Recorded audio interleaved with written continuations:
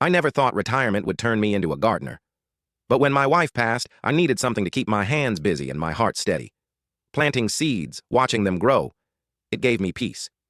Soon my little garden began to overflow and I started sharing tomatoes, cucumbers, and herbs with the neighbors. Most people loved it. They'd stop by, chat, and leave with baskets of fresh produce, but not Greg. Greg lived right next door, and every time he saw me digging or trimming, his face soured like spoiled milk. His yard was nothing but weeds and cracked concrete.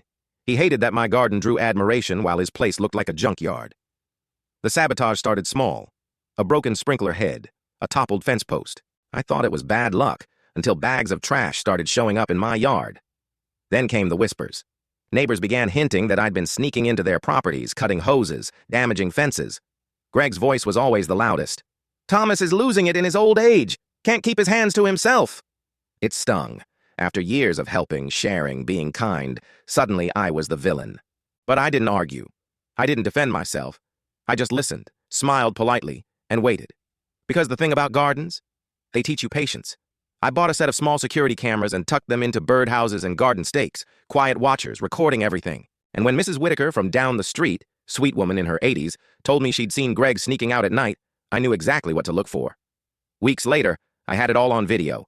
Greg creeping around with wire cutters, dumping trash bags, even spraying chemicals on my flower beds. Clear as daylight, caught in the act. Still, I said nothing.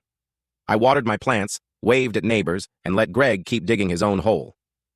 The breaking point came at the neighborhood meeting. Greg stood up, red-faced and puffed up like a rooster. "We need to do something about Thomas," he shouted. "He's vandalizing our property, ruining our peace." Some people nodded uneasily. Others looked at me with pity. I stayed seated until Greg was done ranting. Then I stood slowly, cleared my throat, and said, "Funny thing about lies, they don't grow in the dark forever." I pulled out a small remote, pointed it at the projector the association used, and pressed play. On the screen, Greg appeared, creeping through my yard, cutting wires, scattering trash. Gasps echoed through the hall. The footage rolled on, showing him spraying poison on my tulips, then sneaking back into his own house. The room went dead silent. Greg's face turned ghostly pale. That's doctored," he stammered. Mrs. Whitaker rose shakily to her feet.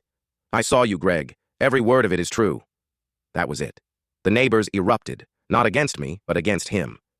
The HOA fined him, stripped him of his committee seat, and the same people who once believed his lies now crossed the street to avoid him. As for me, the very next week the association asked if I'd lead a new community garden project. They wanted me to teach others, to spread the green across the neighborhood. I accepted with a smile. Greg thought he could bury me under his lies.